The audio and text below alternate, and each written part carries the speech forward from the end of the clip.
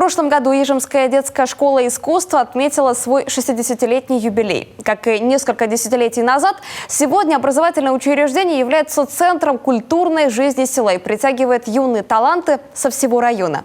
Воспитанники каждый день погружаются в атмосферу творчества, узнают новое и совершенствуют свои навыки. На одном из уроков побывала и Ксения Лосева.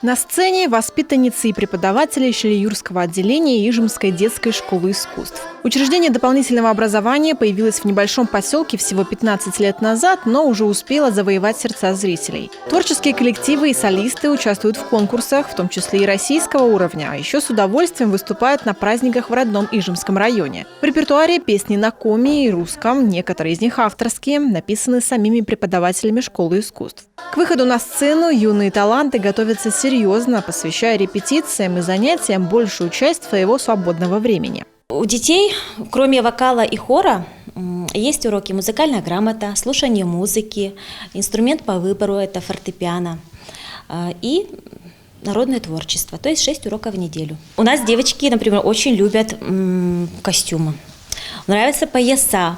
Увидят они, что вот висят, и все. А это что такое? А что такое разноцветное? А можно это одеть? Не отстают от воспитанников Шилиюрского отделения и их более юные коллеги по сцене. В самой Ижме на вокально-хоровом отделении учатся дети от 6 до 12 лет. Помимо основной деятельности, уроков вокала и хора, ребята участвуют во внеурочных активностях. Все вместе разучивают слова, песни и ставят музыкальные сказки. У еще только начинающих артистов уже довольно-таки серьезный список удачных проектов. Это и «Муха-цикатуха», и «Апрелечка», и старинные танцы, и «Капризуля». Недавно аншлаг собрала сказка на известную басню Крылова «Стрекоза и муравей». На эту сказку мы потратили около месяца. Сначала мы с каждым учащимся отдельно разучиваем их песенки. Потом, когда дело доходит уже до репетиции, мы начинаем собираться все вместе.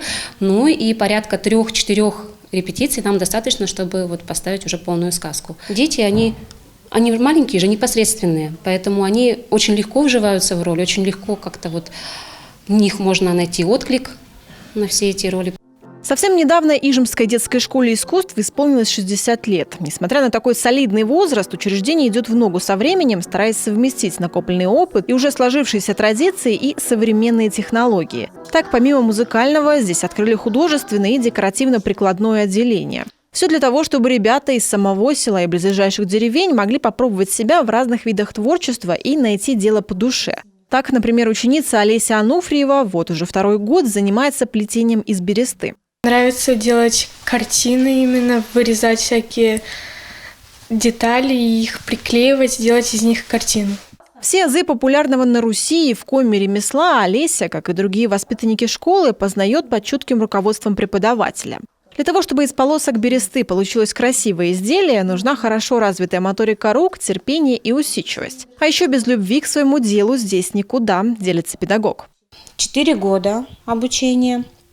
В конце года 4-го обучения дети уже должны научиться делать туиски, хлебницы, всякую другую утварь, вот это, что раньше наши дедушки, бабушки делали. Я хочу, чтобы дети научились любить и уважать народное творчество. Обучать народному ремеслу, а заодно прививать любовь к творчеству и знакомить с богатой историей родной земли планируют и дальше. Все необходимые ресурсы для этого есть, вот только оборудование бы поновее, делятся в школе. Уже несколько лет здесь мечтают о современных музыкальных инструментах. Да и само здание изрядно состарилось. Бывшему купеческому дому богатого оленевода, в котором располагается учреждение, уже больше века. Школа очень востребована в районе. Сейчас как бы и сознание, и менталитет поменялся. То есть родители, они все хотят дать своим детям дополнительное образование, потому что дополнительное образование, они понимают, насколько оно значимо в воспитании детей, в дальнейшей судьбе детей. Ведь это база, которая дает толчок к творчеству, дает толчок к тому, что ребенок уже осознанно будет выбирать какую-то будущую профессию. Пока делать свои первые шаги в искусство, юные таланты продолжат в старом, но очень уютном здании. Да и не стены прививают любовь к творчеству, говорят здесь, а люди с горящими глазами и желанием делиться своими знаниями с другими. Большинство преподавателей школы – ее бывшие выпускники. Своим примером они показывают, как важно творить и искренне любить то, чем занимаешься. В будущем школа планирует открыть отделение и в других населенных пунктах района, чтобы у еще большего количества детей был шанс с малых лет прикоснуться к удивительному миру искусства. Ксения Лосева, Роман Боровиков, телеканал Юрган, Ижемский район.